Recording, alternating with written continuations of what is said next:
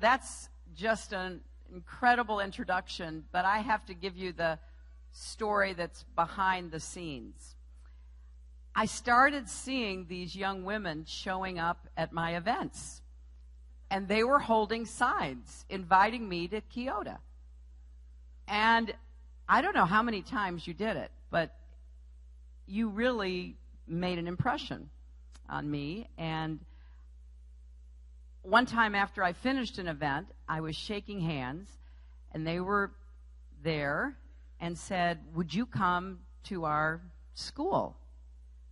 And I said, "Well," and they had a sign. I said, "Is your school in Keota?" And they said, "Yes." I said, "Well, I'll try. I don't want to make a promise I can't keep." So I said, "Well, I'll try." And then the next time I saw them, they were at another event, holding their signs, raising their hands, and as I was calling on them, I said, "I'm really coming. I will come to Keota. Anybody who has worked as hard as you have, I'm coming." So, to Abby and Megan and Kylie, and to your teacher, Skylar, because it takes a teacher to inspire this kind of activism by students. And I really applaud you for teaching. And to Mr. Carlson and all of the staff and faculty here at the school, and to so many of the parents and grandparents. I'm going to be a grandparent again, I have to tell you. It's like the best news for me, and it's the best club I've ever been in, and other residents of this area, thank you so much. And I'm delighted that my very good friends, Tom and Christy Vilsack, could be with me, because one of the things that I hope we can talk about today is what's happening in rural America and what can be done. And Tom, as many of you know, who served as your governor, is the Secretary of Agriculture and is doing so much to try to promote a diverse economy in rural America. And I think I'll give him a chance to say something about it. And Christy, who has been an educator for so many years, is now taking her expertise and working on behalf of education around the world with the Agency for International Development. So I'm thrilled both of them can be with me.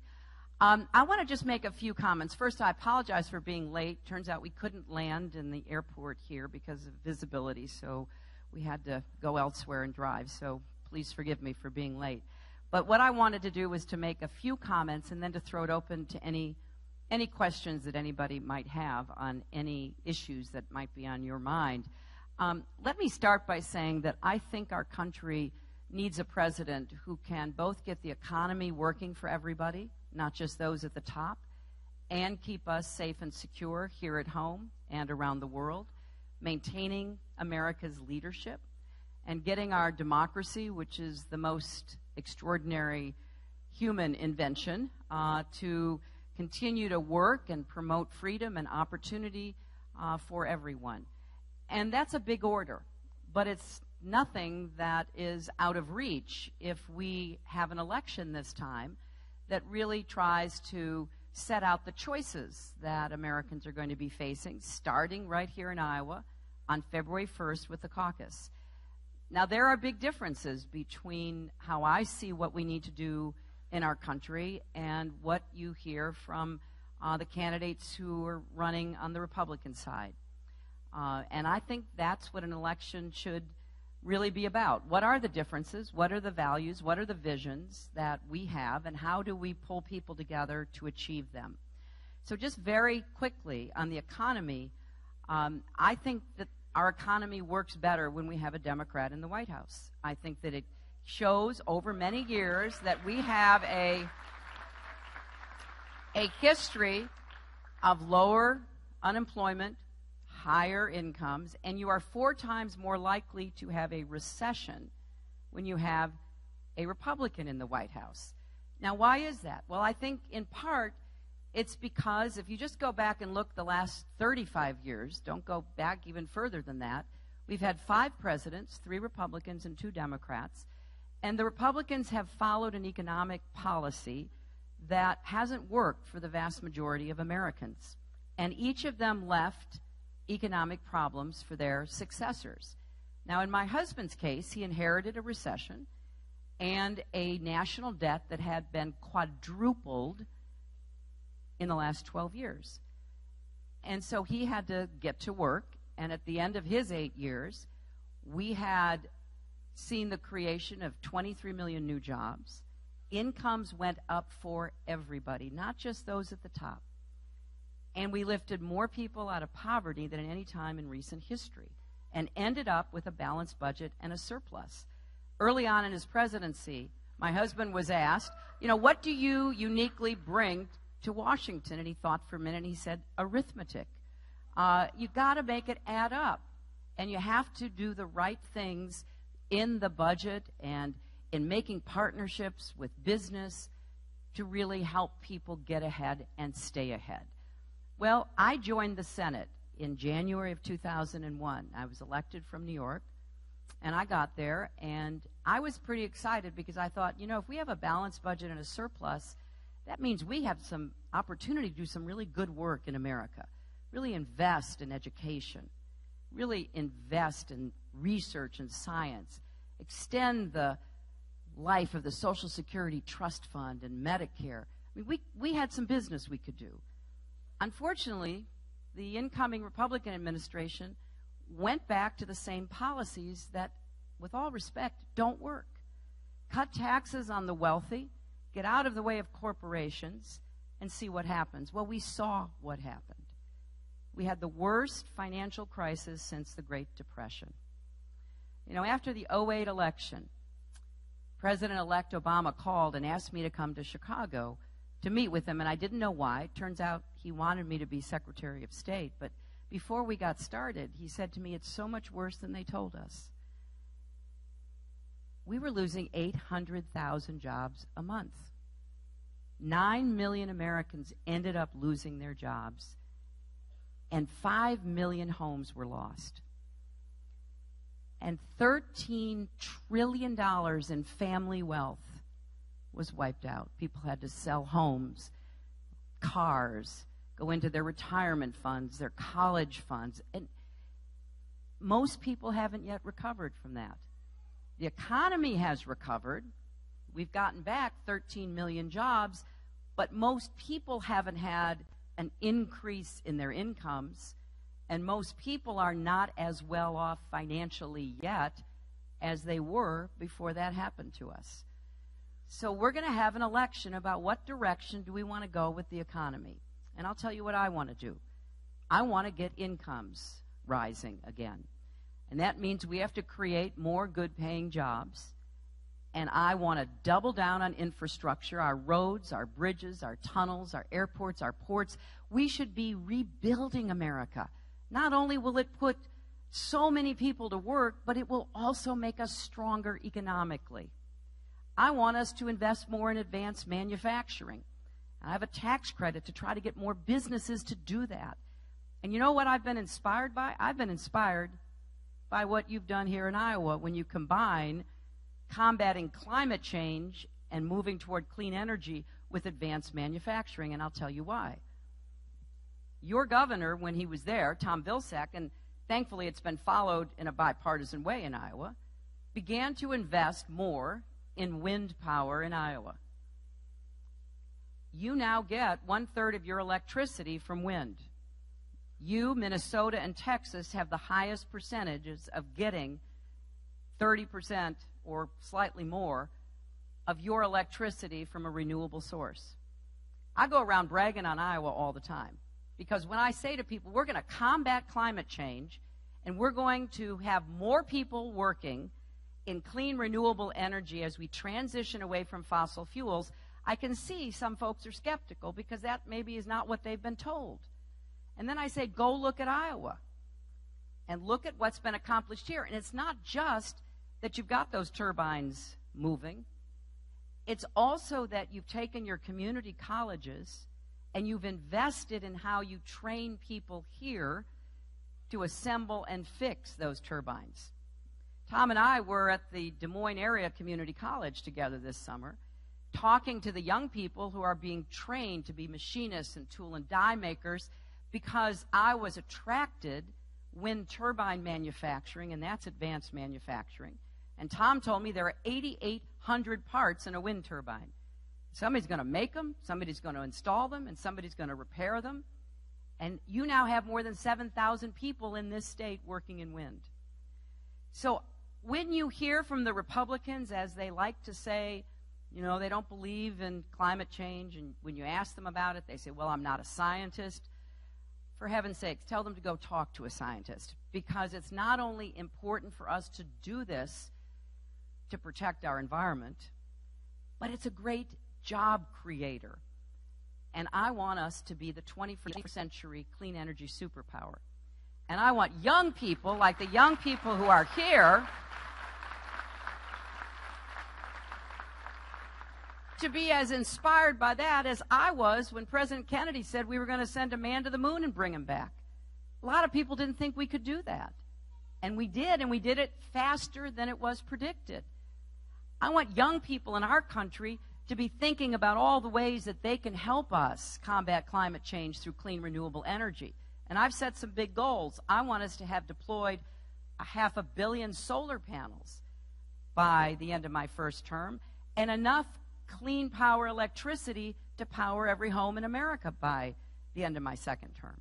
So we can do these things if we set some big goals, if we stop arguing with each other, pointing fingers with each other, insulting each other, and come together and work to meet some big goals. There's no limit to what we can do.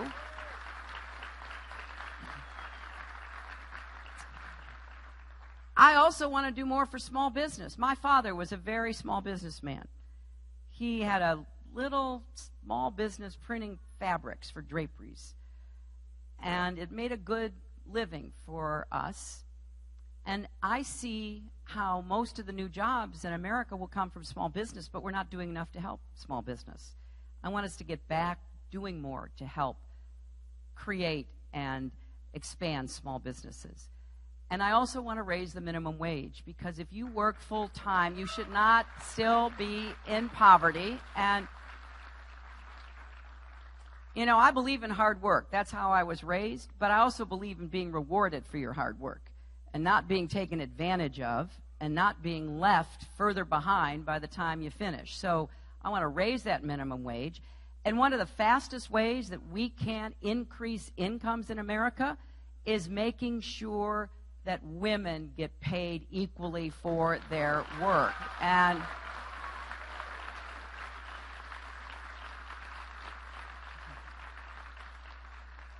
you know, one of the reasons why this is still a problem is because under our laws, you can get fired or retaliated against if you ask or find out what somebody else is making where you're working. So we don't even really have good data, but we have a lot of anecdotal data. I met a young man in New Hampshire who said to me, I want to tell you why I'm for you. I said, well, thank you. He said, I got my first real job when I was 17. I was working as a cashier in the store where my mother worked. He said I was really proud because I'd never had a job like that before. So when I brought home my first paycheck, I showed it to my mom, and I saw her face fall. And I asked her what was wrong, and she said, they're paying you more than they're paying me, and I've been there 4 years. And I said to the young man, how could that be? And he said, well, I later found out, you know, they basically said to me, you know, we want young men like you in this store. We want you maybe to go into a program to become a manager. And the young man said they never offered that to my mother, never even raised it with her. So we're losing, families are losing money that women should be entitled to bring home and add to the family's income. And that means the whole country is not doing as well as we should. I also want to see more businesses sharing profits with their employees. If you help to make a business profitable, the CEOs are not the only ones who should be benefiting. And we have to change our tax code, which is so tilted in favor of those on the top. And I'm going to do everything I can to institute what's called the Buffett rule. I was with Warren Buffett in Omaha last week. I was proud to have his endorsement because he's at least one person who understands it's not enough just for him to be successful financially. He wants everybody to do better, and he wants every millionaire to have to pay at least 30% income tax instead of escaping with 10% or nothing, and we're going to do everything we can to make that a reality. And there's a lot of other loopholes and funny tricks that corporations and millionaires can play in order to pay less, and we're going to go after all of that. I'm also going to do everything I can to defend education and to make it clear that the best way to improve elementary and secondary education is to actually listen to the teachers and educators who are in the classrooms with our students and not scapegoat them and treat them like they don't have any contribution to make. And I want to say a word about small rural schools like this one, because I know that was the original reason why you all got so excited and why you were stalking presidential candidates. And I don't blame you. And I actually looked up some numbers. You know, Iowa has one of the best education systems in the country and has had for a long time. And I believe, since I grew up in Illinois, we used to take a test they called the Iowa Basic Test. We used to take that test all the time. I wasn't happy about it. But we did it because your education system was viewed as one of the best in the country. And your students have, I think, the second highest ACT scores in the country. And I looked at the average of what Iowa students have, which is higher than the national average. This school's students are higher than the Iowa average. And so, for the life of me, I don't understand why your state government, and I know Governor Branstad vetoed the money that would have come to help this school, and it was a bipartisan agreement. You know, those are hard to come by these days. You had a bipartisan agreement in your legislature for more one-time student funding to help deal with some of the financial challenges that districts like this one have, and Governor Branstad vetoed it. Yet at the same time, you have these laws which require if you have a deficit, you may not be able to be a school district. It doesn't make sense to me. When something is not broke, don't break it, right? And this school district and these schools throughout Iowa are doing a better than average job. Now, I wouldn't keep any school open that wasn't doing a better than average job. If a school's not doing a good job, then, you know, that may not be good for the kids. But when you have a district that is doing a good job, it seems kind of counterproductive to impose financial burdens on it. So the federal government doesn't have a whole lot to do with this. This is mostly state and local decision making. Very little, less than 10%, I think maybe 7% or so of the money that is used to run schools in Iowa comes from the federal government. So therefore, this is primarily a state issue. But as president, what I'm looking for are schools that exceed expectations. And I don't care whether they're urban, suburban, or rural. And where there are small districts like this one, I know you've got online opportunities, and maybe there should be exploration about how you can also share teachers and all the rest of it. But I am very partial toward districts that are doing well. And from everything I can tell, this one is. And so I hope that you're able to work through whatever your financial and political challenges are with the state government and at least have a fighting chance to keep providing the quality of education that produces students like these three young women. I meet a lot of students, and you can be very proud of not only them, but I'm sure so many others, for the way they present themselves, the way they conduct themselves, and how effective they have been in making their case. So when we talk about rural development, you've got to also talk about rural education. And I think we've got to go hand in hand. And maybe Tom will have something more to say about this, because if we're going to diversify the rural economy, we want to make sure that we have the best possible schools in order to produce the students and the adults that are going to be part of that new economy, particularly when it comes to clean energy in Iowa. I also believe we need to do more on early childhood education.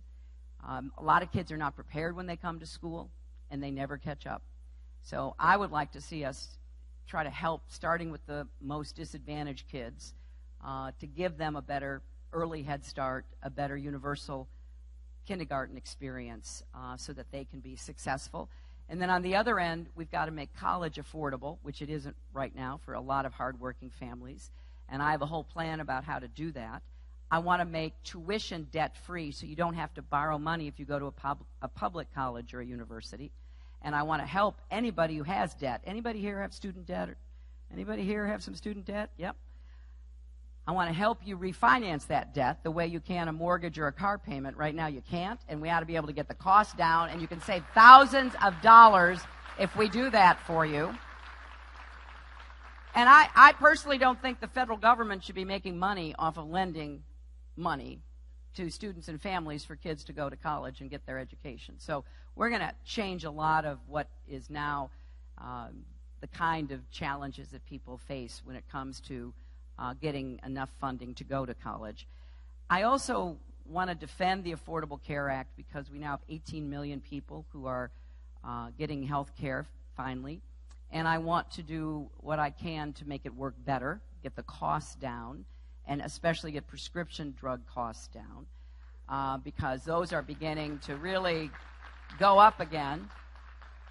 And I will say I disagree with what I understand to be your governor's plan to privatize Medicaid. I worry about, I think it's 500,000 Iowans who are dependent on Medicaid, and a lot of people who have disabilities, who need chronic care, who are in nursing homes. And so I worry about what's going to happen to them when you shift to a for-profit model. It can be done in an appropriate way, but the way it's been done so far raises questions that I hope people will be trying to, what? Yeah.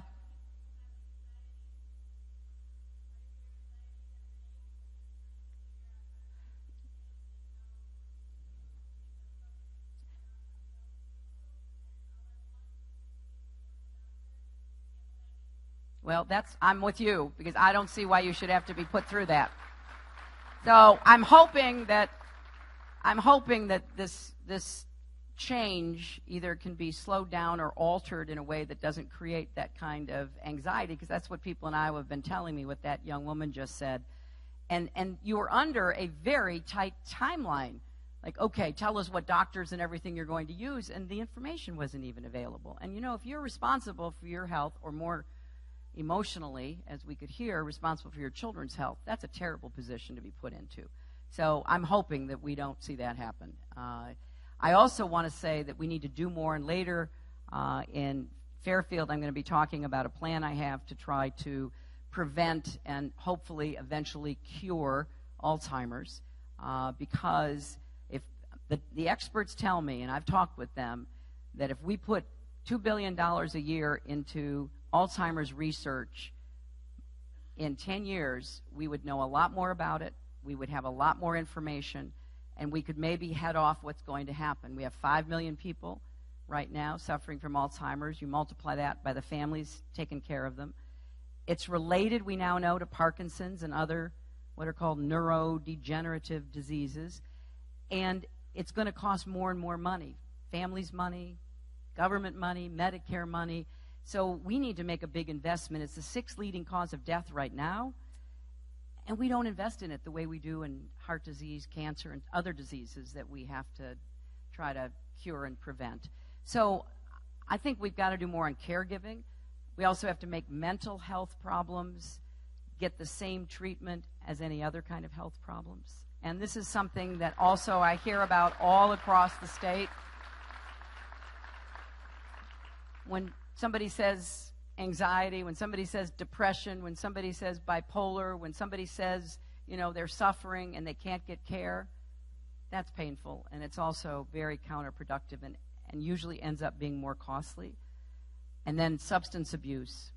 My very first trip to Iowa, from Davenport to Council Bluffs, I heard about substance abuse. And then I heard about it everywhere I went. And there's a very serious problem with addiction to opioids, the pain-killing drugs, that now people have moved from them to heroin. And we had more deaths by overdoses last year than we did by car crashes.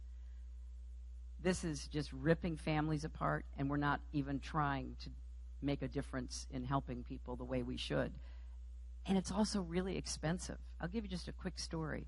I was in Reno, Nevada, and they have opened up a facility starting with alcoholics. Now they're moving on to drug addicts to try to get them off the streets and get them into a place where they can become sober, get off their addiction, do some work, get some help.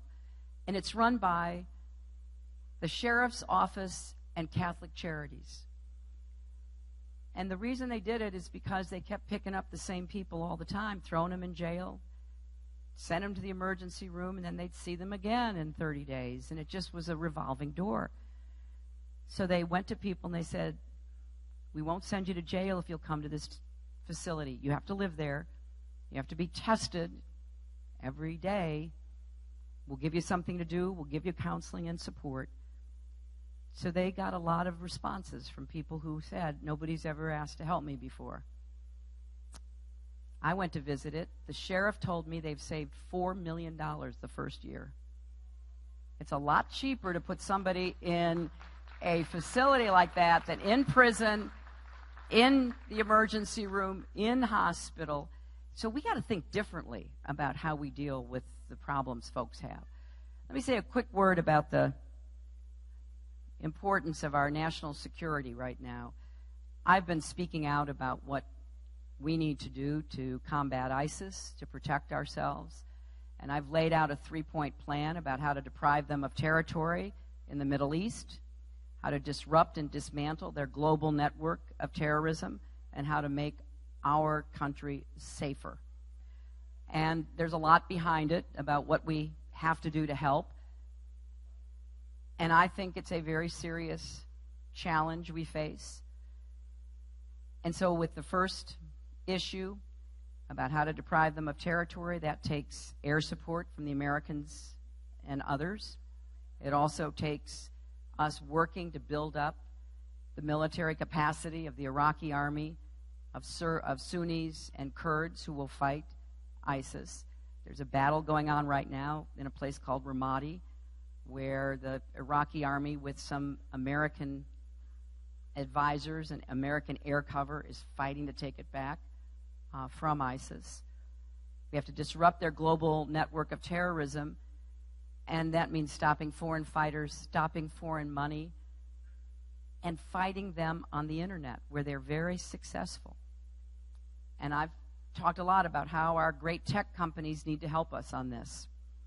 And they are. I mean, Twitter's taking down accounts. YouTube is taking off terrible videos. Facebook is looking at what is posted by these jihadists. So we will go after them. And here at home, we have to do a better job coordinating between federal, state, and local law enforcement. And we have to do a better job trying to disrupt their communications if we get any chance to do that. And that's another area that the tech companies need to be helping us with. But I think what you're hearing from some of the Republicans, most particularly Mr. Trump, about Muslims is not only dangerous, it's shameful. It is not the kind of language somebody running to be president of the United States should be using. And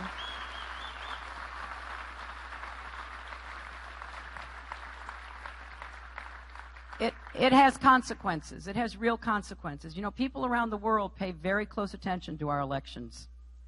And if you go on Arabic television, as we have, and you look at what is being blasted out with video of Mr. Trump being translated into Arabic, no Muslims coming to the United States, other kinds of derogatory, defamatory statements, it is playing into the hands of the violent jihadists.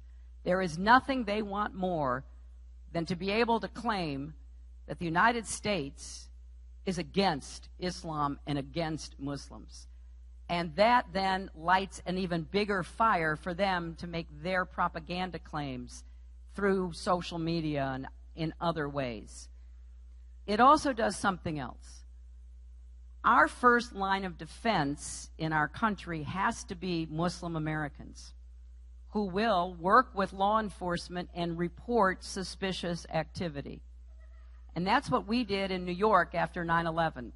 The New York Police Department developed those relationships because we were worried every single day about another attack, and a lot of effort went into preventing attacks and, sometimes right in the nick of time.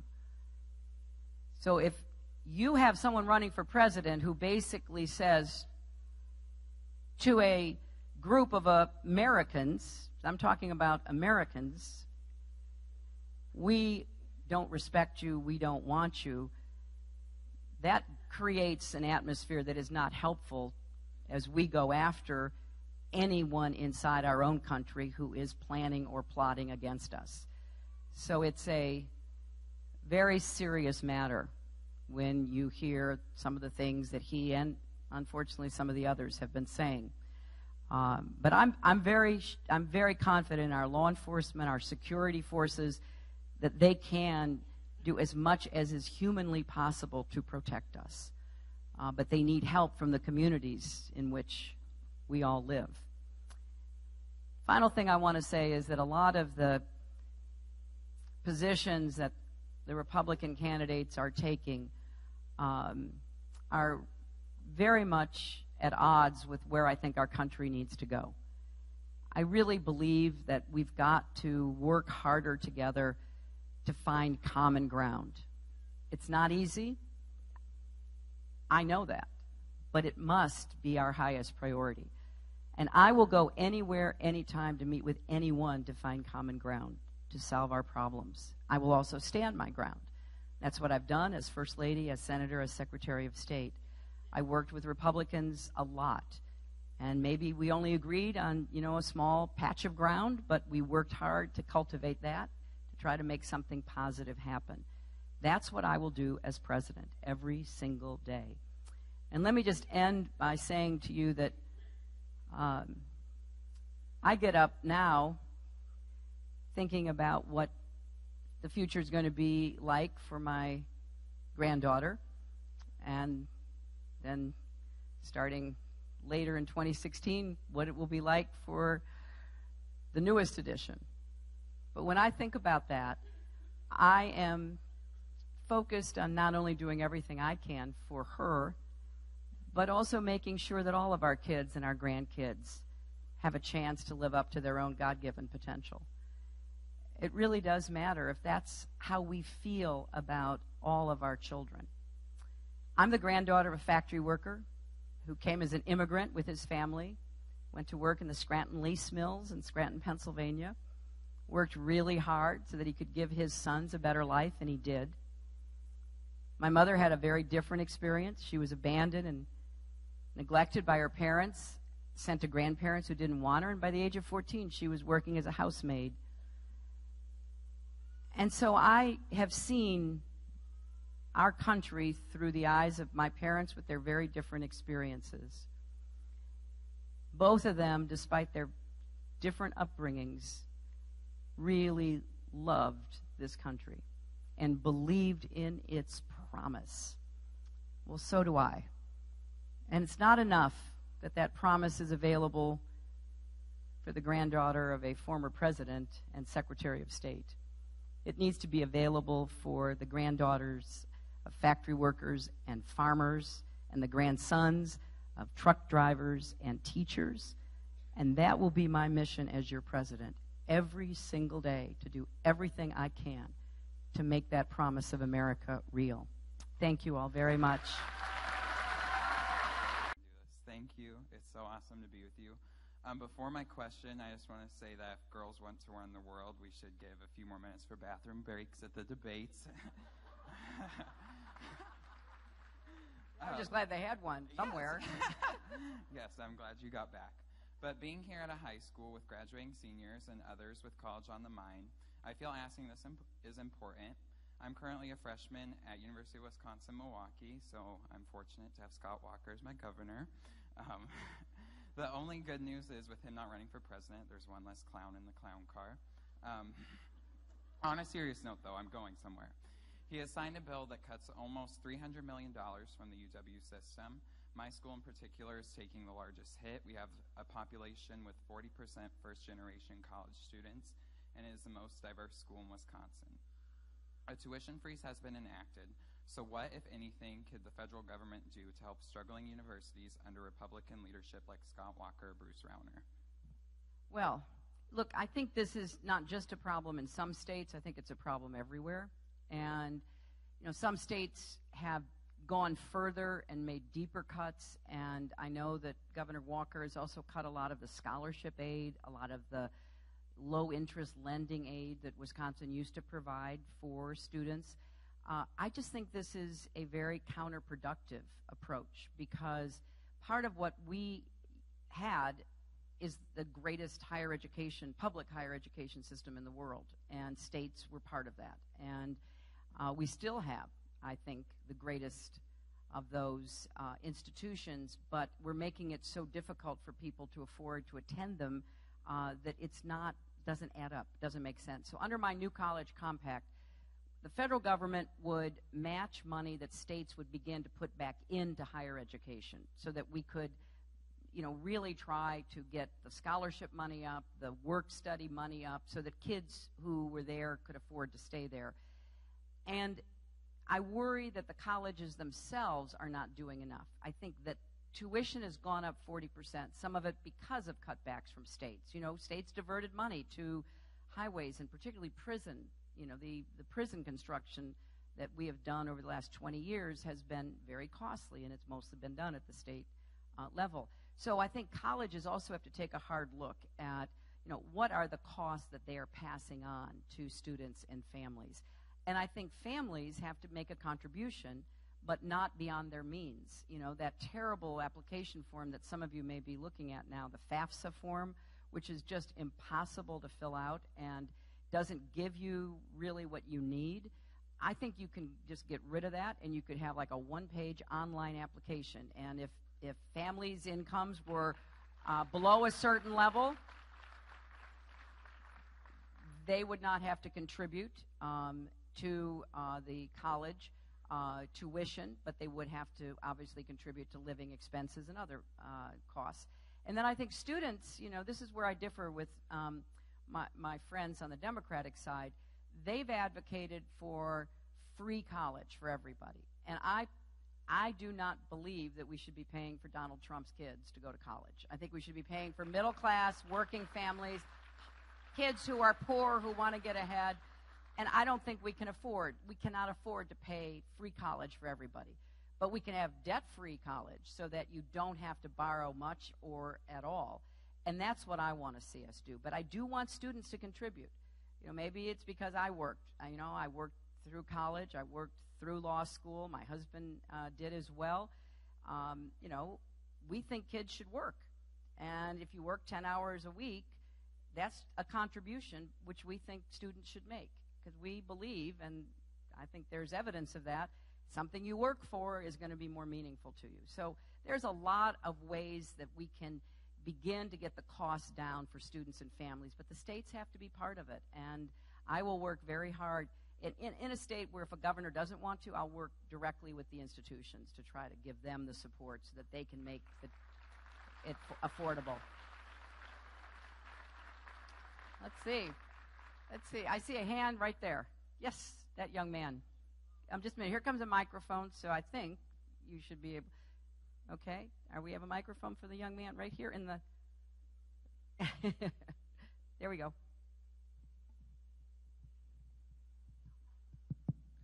What are you going to do about border control? I believe in strong border control, and I have voted for strong border control as a senator.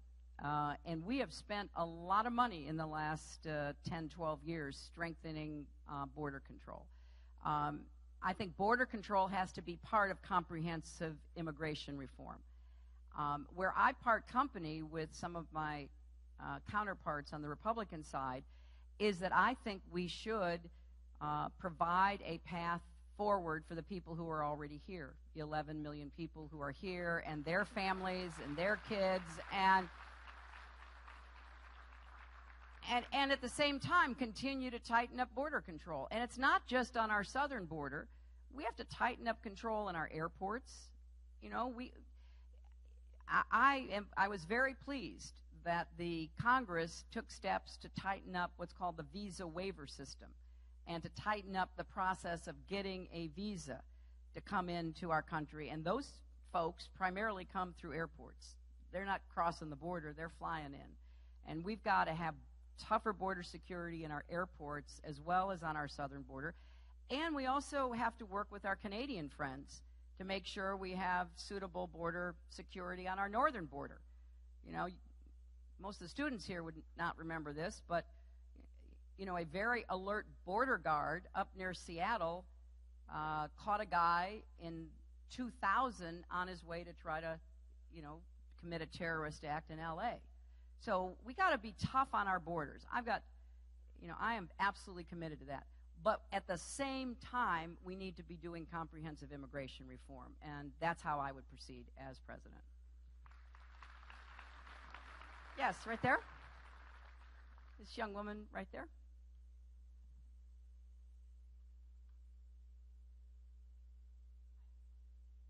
If you talk to it, it'll, yeah. Don't worry. Hi. On a similar note, my name is Elise Gingrich. I'm part of a group called Friends of Pastor Max. You have seen me before. ICE, Immigration and Customs Enforcement, has a reputation. Can you just slow down a little bit? I'm having a hard time. I want to hear you, so just let me slow down a little. Immigration and Customs Enforcement has a reputation for deporting people who are not on the priority list, such as Pastor Max Villatoro from Iowa City, and also has a reputation for mistreating women and children who are in detention centers run by private companies. So I'm wondering what you would do to hold ICE more accountable and also to possibly bring back people who were unjustly deported from the United States. Well, first of all, let me say that I agree with you that we should end private prisons and private detention centers. I think that they have become how can I say this? They actually have beds to fill in order to make money, so they want to be sure that people are picked up to fill those beds. I don't think that's the way we should be running detention centers. And a lot of the private prisons are equally suspect on that count. I also believe that we should have better facilities for family detention for women and children, and I would certainly advocate for that. And I think we need to use more discretion in who we deport. Violent criminals, goodbye as soon as we can get them out. People who are, maybe had a misdemeanor 20 years ago, I think we need to have a slightly different approach. And I know about the gentleman that you mentioned.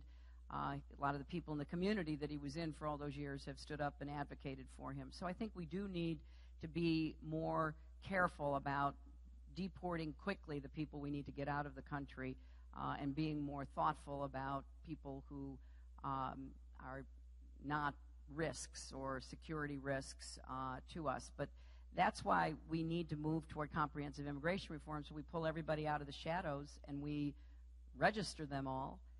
And if they do have a criminal record that is a significant criminal record, they should be deported. If they do not, or if they have a very minor offense or two, then I don't think that we should. But I think that they have to be registered, they have to pay taxes, they have to be given the chance to be on a path that would lead eventually to citizenship, and that's the position I've had for the last many years. I voted for the immigration reform bill in 2007, and I'm going to keep working to try to get that accomplished. Okay, let me walk over here. Here, you stand up, I'll hold this for you. With all the recent shootings lately all around the country, what is your position on gun control? It's a really important question. I bet you know, but I'm not sure everybody knows, 90 people a day are killed by guns. That's homicides, suicides, and terrible accidents.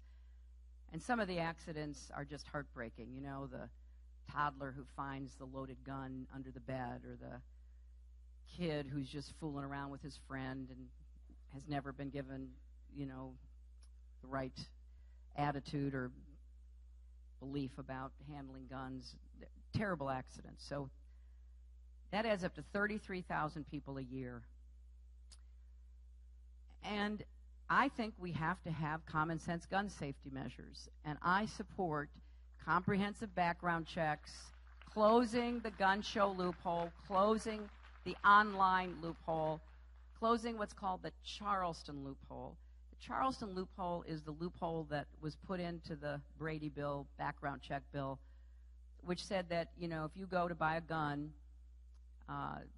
the seller only has 3 business days before he has to sell it to you while they're trying to run the check.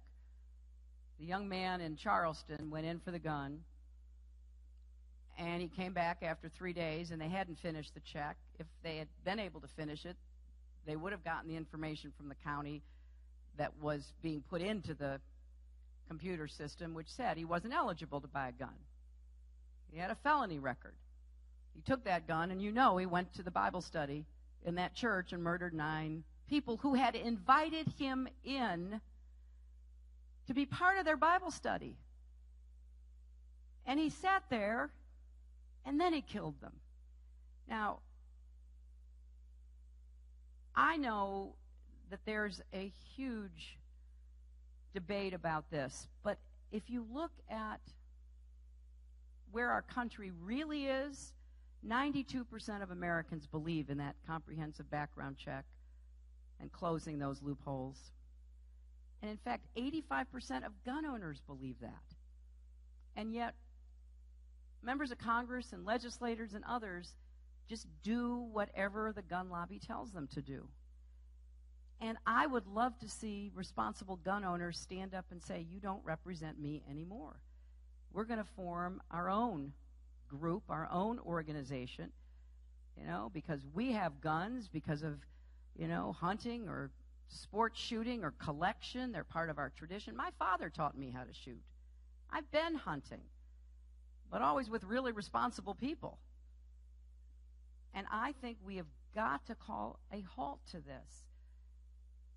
And it is heartbreaking that we're still having these mass shootings. I mean, the numbers of people who are murdered every day,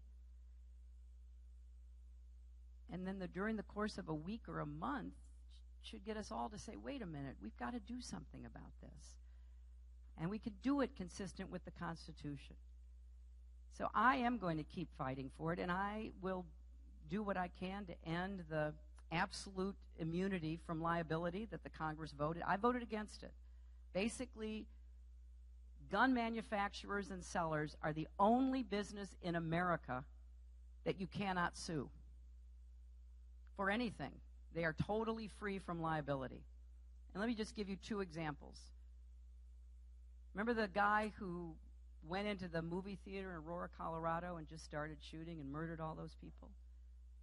Well, he murdered this young woman, and her parents, you know, went to the trial, tried to understand what had happened, got the information, and realized that he'd bought all this ammunition online where people selling it had no idea who he was. He could have been a terrorist. They didn't know. He turned out to be a different kind of murderer. So they sued the online website where he got his ammunition. Not only was the case thrown out because there's absolute immunity, this poor grieving family was asked to pay the legal bills of the NRA that had defended the website. I mean, just think about that. And then the worst thing is just after San Bernardino, people said to the Congress, wait a minute, we know you're not going to go as far as we would like you to go, but at least make it prohibited so that no one who is on the no-fly list for potential terrorists can buy a gun in America. I mean, we have information that terrorists basically say to one another, you know what, don't worry about getting a gun in America, that's easy. Don't worry about that. So, okay, at least give the information about who's on that list so that law enforcement can try to prohibit them from buying a gun. And the Republicans in Congress said, no, we're not even going to do that. So we are in a very difficult period here, because I don't know all the reasons why all these murders are happening. I don't understand all the motivation. Clearly, some people are gang members. That's what a lot of the shooting in some of our big cities turns out to be. Some are mentally ill. That's another one of the problems we have. But I had a woman who works with, remember Columbine, the murder in the high school? Those two boys, they lived in intact homes. You know, they went to church. They looked like ordinary kids, and then they plotted this massacre of their fellow students. And I met a woman in Colorado whose father was one of the teachers who was murdered.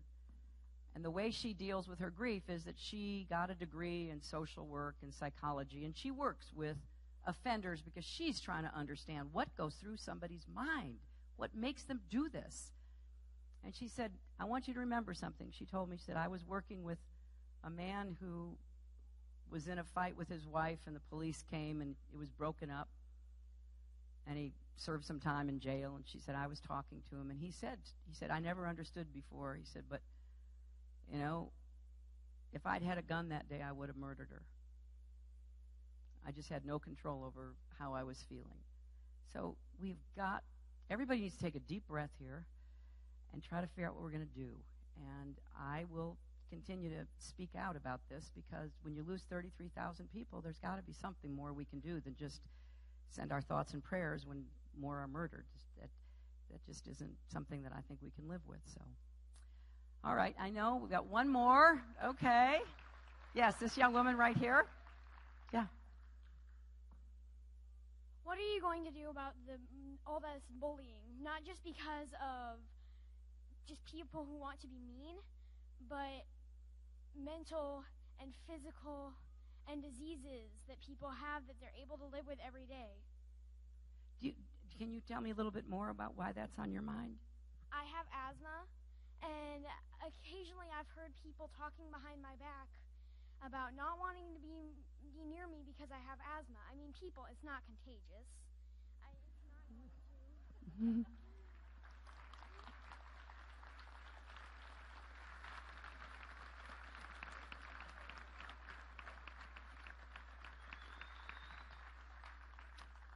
That was really brave. You know, bullying has always been around, but it seems to have gotten somehow easier and more widespread because of social media and the internet. People can say something about somebody without having to look them in the eye or see them walk by. And so I think we all need to be aware of the pain and the real anguish that bullying can cause. And sometimes it's because of a condition like asthma, or how many of you have ever read the Wonder Stories about the boy with the terrible facial deformity? Have you read that? And you know what? You've read that? I heard about this. What an incredible book. It's mostly for kids, 11 to 15 or something, but it tells you the story from the point of view of somebody who has a very disfigured face that he was born with. And he's had countless operations, and he still has a very odd, unattractive look. But his parents have loved him, and his big sister has tolerated him, and he has some friends, and he talks about what it's like to be looked at like that. And it's a great lesson for anybody, no matter what our age, about how words can hurt and how bullying somebody can make them really feel left out and in despair and can cause some terrible things sometimes to happen. So I guess in school, what I would hope is that people would protect each other from that and speak out against it if it happens, because I don't think a lot of people who do it really understand how it makes other people feel. So you're standing up and saying that, I think, is important. And I think parents should be, asking their own kids, hey, is everybody treating you okay? And are you being kind to everybody else? And I want to end with two points about this, because we do have more awareness of bullying. So you can go online and you can hear from people about what they've done to try to not get upset about it and how to try to talk to people who might be acting that way. So we have more resources than we've ever had before to try to protect people. But as I say, the internet makes it really hard, because you can say something nasty about somebody, and look, you are looking at somebody who's had a lot of terrible things said about me, and I am well aware of the fact that it's really easy to do that, and you just say it and you send it around the world. And luckily I'm old enough that it doesn't particularly bother me, but I can't even imagine what it's like to be, a young person in today's world where that's coming at you all the time. So I do think we all have to speak up and speak out about trying to create an atmosphere where bullying is not appropriate, where it's not, allowed, where people don't buy into it.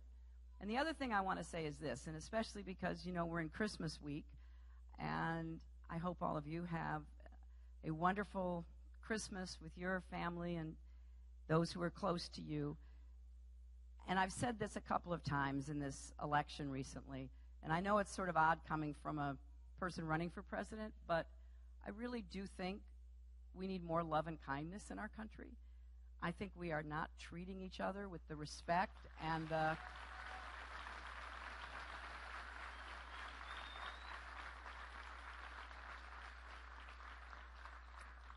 and the care that we should show toward each other.